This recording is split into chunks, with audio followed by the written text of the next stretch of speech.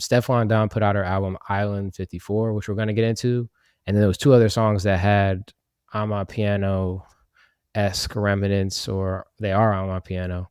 Higher by Burna Boy, and then I don't know how to pronounce this. You see, African words have letters together that Americans aren't used to saying. So you gotta like, you know, stay with me on this one. But Mnike? Yeah. Okay, cool. All right. But there was a remix with Lil J and Shali Poppy. Which of these did you hear, Antonio? And then if you heard Stefflon Don's album, what did you think of it? You're muted. I did hear Stefflon Don's album. I thought it was pretty good. I'm not the biggest Stefflon Don fan. I would just say that's from lack of exposure, not from quality of music from her. But I will say I did like some songs off this project. I would probably say some of my favorites were Dem Evil. And you know, when I see Adekunle Gold, I run. So I ran to that song. That was real good, smooth on that. And I definitely liked how Buju sounded on this, both Buju Banton and, you know, just I guess Buju, but you know, we can get back to that. But either way, I liked both of those songs as well. I definitely think it was a good change of pace in what I had been listening to. But yeah, I thought this album was good though. I definitely I enjoy the like kind of Jamaican sound when it comes to things. I feel like her voice, her accent was really thick, and I liked it on this project. And I definitely am gonna have to go back and listen to more Stefflon Don records because I've probably been asleep. So Yeah, it's an in terms of length, it's an hour and 5 minutes. It's 20 songs long, and while I guess I want to start with the things I like about it, there are songs on here that I definitely like. mhm. Right, like I like Money Grip with Beam. I like Dilemma with Sidhu Moose Wala.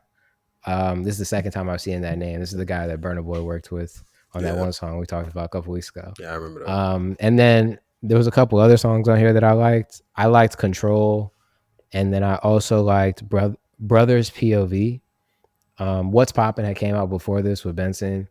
Um, there are songs on here that I enjoy and that will definitely stay on my like songs. They'll be in my Serato and stuff like that.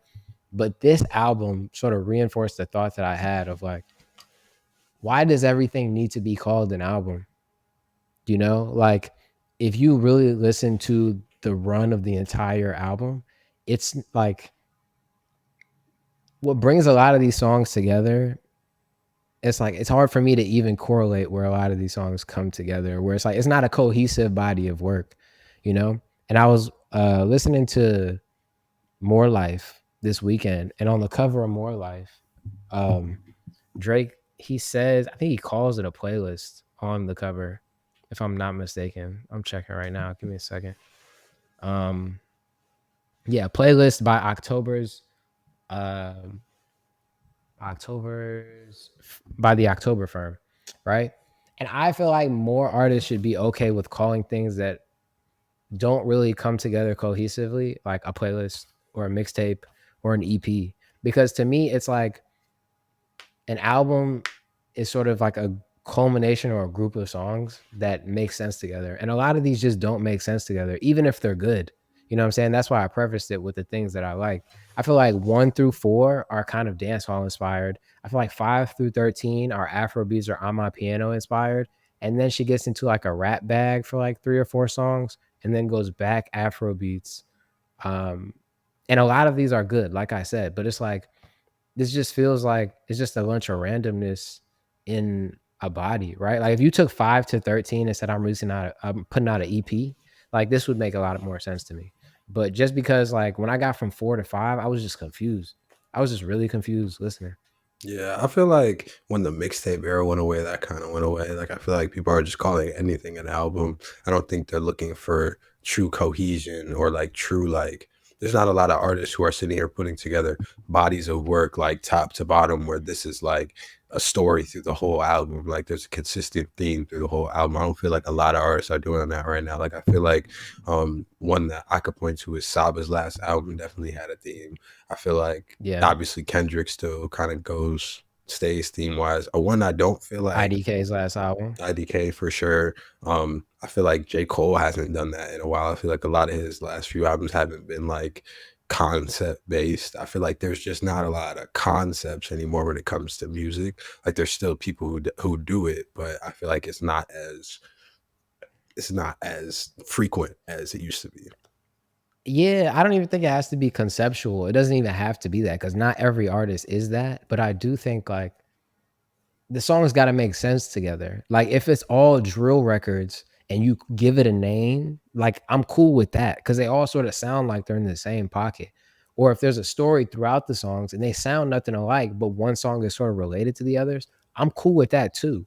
But like if you listen to four and then you listen to five, you're just like these have nothing to do with each other. And she's not talking about similar things like that are related on them. And so I'm just like, um, I don't know. As a music fan, I'm kind of just like, I don't need it. But at the same time, like thinking about the biggest artists, right? Like a Drake, a Nicki, um, you saw the change from album to single artist, right? Like that was one of the things people kept saying about Drake. Like he just has a single for everybody. Everybody knows a Drake song.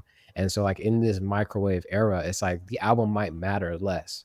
So Yeah. they might just give you a pack of songs and you might just take a couple of songs, which I get, but then let's just stop calling it an album. That's what I'm saying. Let's just stop calling it that.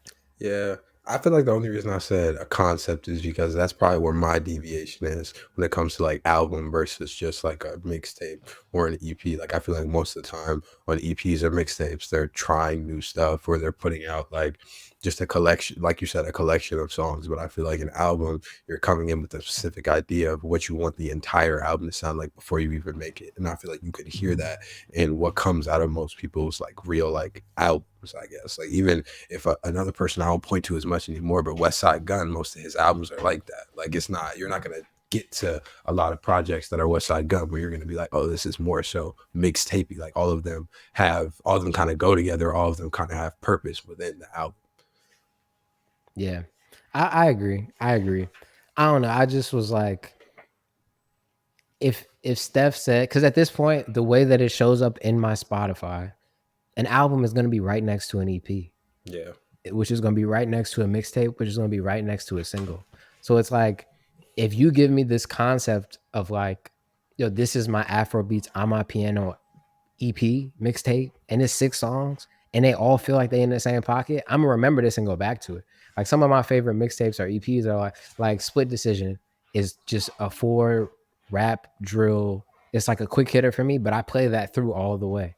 Lil J's last EP, I play that all the way through. You know what I'm saying? So like for me as a listener, if you're gonna sell me like something packaged together, like make it make sense. Right. That's all I'm saying. Yeah, I can see what you're saying.